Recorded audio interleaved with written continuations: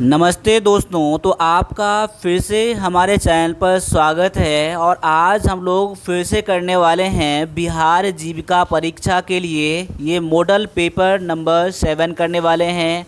और फिर से जितना सारा मैं क्लास जीविका के लिए ला रहा हूँ, ये सभी क्लास में जितना ज़्यादा इम्पोर्टेंट क्वेश्चन है आपको 100% करना है। देखिए, जब भी आपके पास टाइम हो क्लास को आप लोग लास्ट तक पूरा देखिएगा, ठीक है, तभी आपको बेनिफिट होने वाला है। क्या पता है कि कौन सा क्वेश्चन आप एग्ज़ाम में आ जाए। तो चलिए स्टार्ट करते हैं आज के पहले क्वेश्चन से।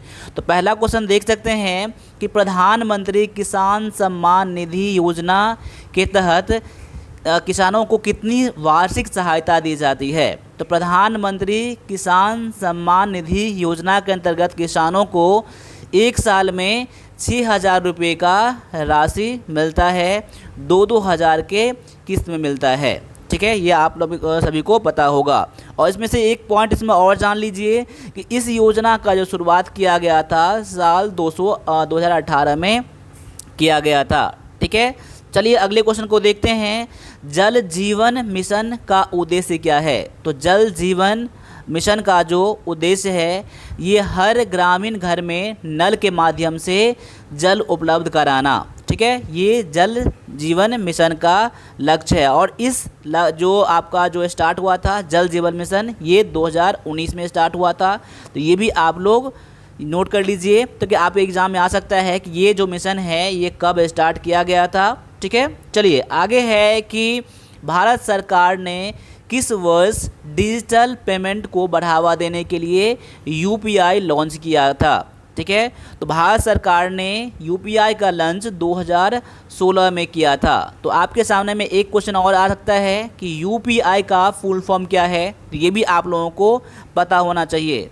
इसका जो फुल फॉर्म होता है यूनिफाइड पेमेंट इंटरफेस।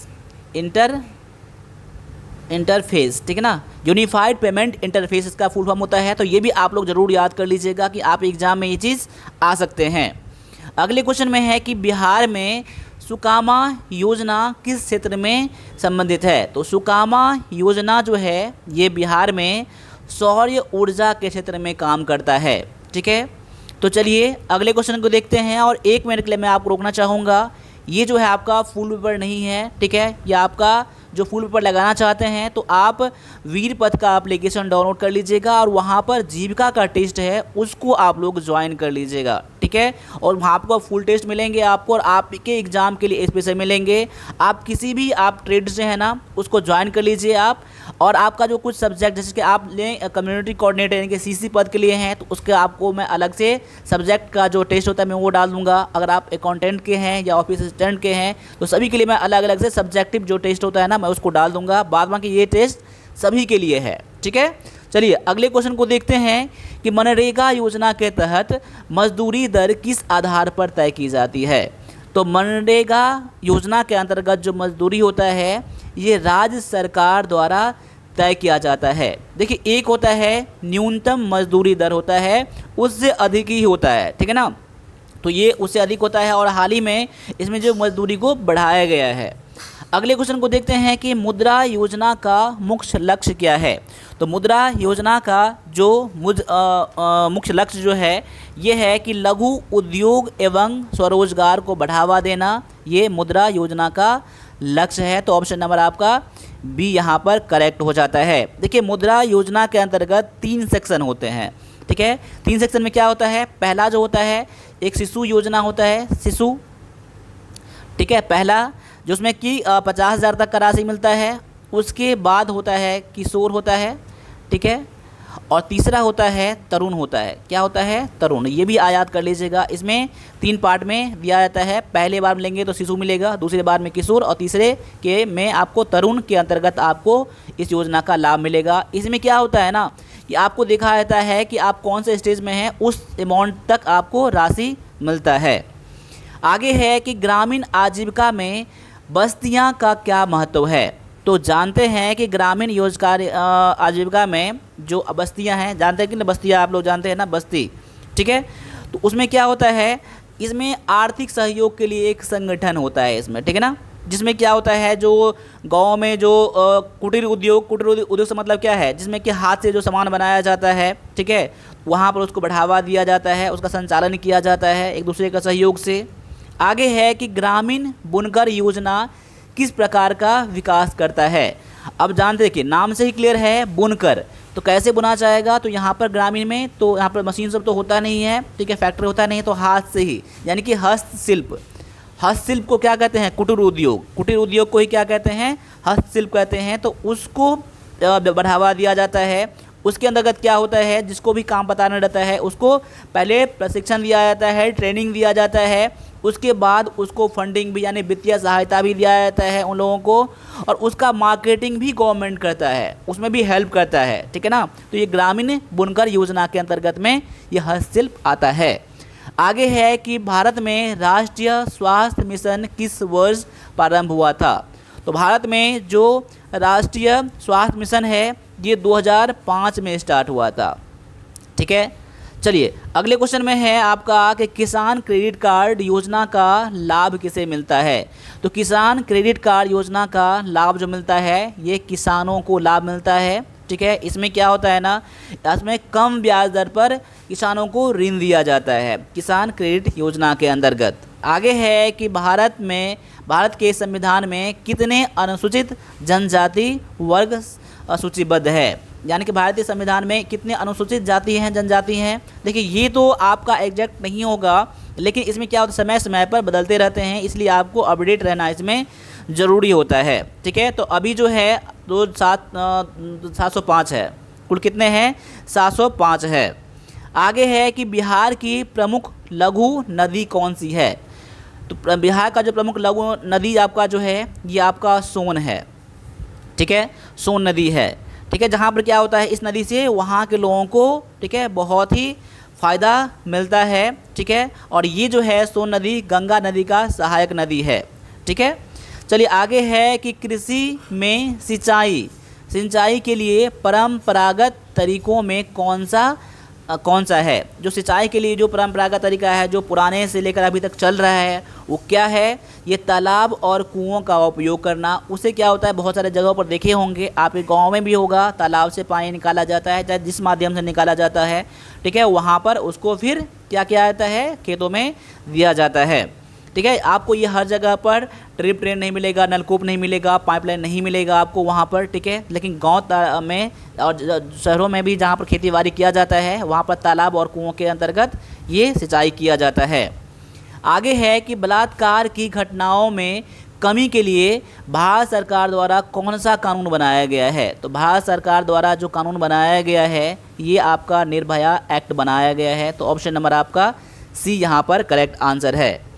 आगे है कि भारत का राष्ट्रीय पशु कौन सा है। तो जानते हैं कि भारत का राष्ट्रीय पशु बाघ है, और पक्षी की बात करूं तो मोर है, ठीक है। आगे है कि ग्रामीण विकास के लिए आरोग्य ग्राम योजना का क्या उद्देश्य है।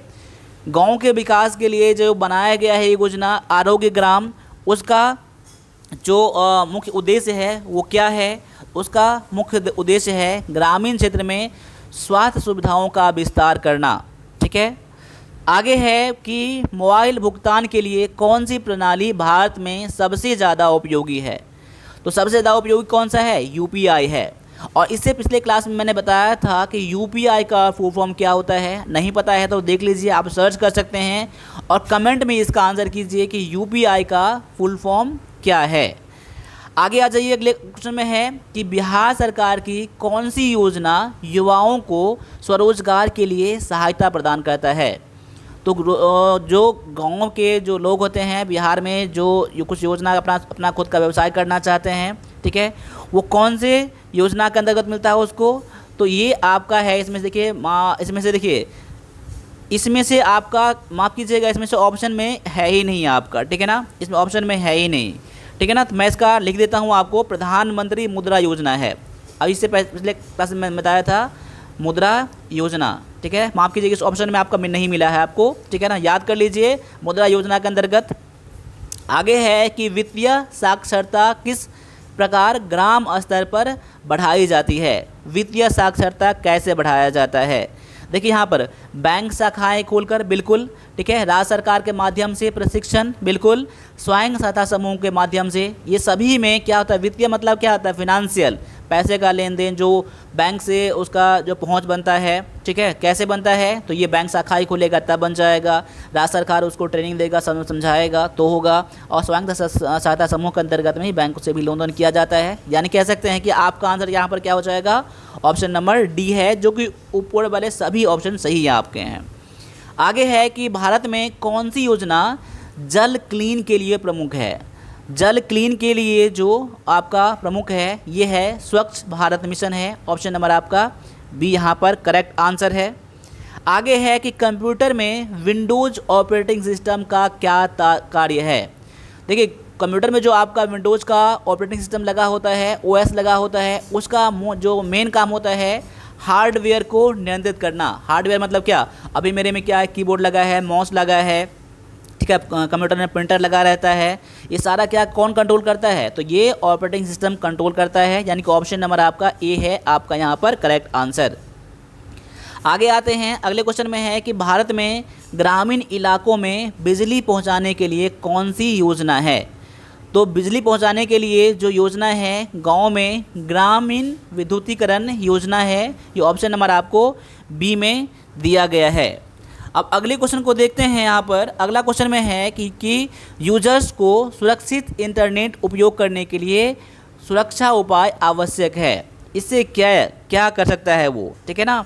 तो देखिए यहाँ पर जो इंटरनेट पर बहुत सारे क्या आपको हैकर मिल जाएंगे, आपको बहुत ज़्यादा इलीगल चीज़ मिल जाते हैं, ठीक है, आपको मोबाइल हैक ना हो, कंप्यूटर आपका हैक ना हो, उसके लिए क्या होता है, मजबूत पासवर्ड, बिल्कुल पासवर्ड अच्छे तरीके से लगाएंगे, थोड़ा हार्ड पासवर्ड लगाएंगे, उसको नियमित अपडेट करते रहेंगे, ठीक है, विश्वसनीय ऐप का उपयोग, जिस ऐप को जानते हैं ना, ठीक है, उसी को आप इंस्टॉल करेंगे। जैसा कि आप वीर पथ का एप्लीकेशन जो है बिल्कुल सिक्योर आपका यहाँ पर है और आपको जीविका के लिए भी आपको हेल्प करता है, ठीक है। ऐसा एप्लीकेशन को डाउनलोड मत करिए जो कि आपको वहाँ पर कुछ अलग ही हो जाए आपके साथ, ठीक है।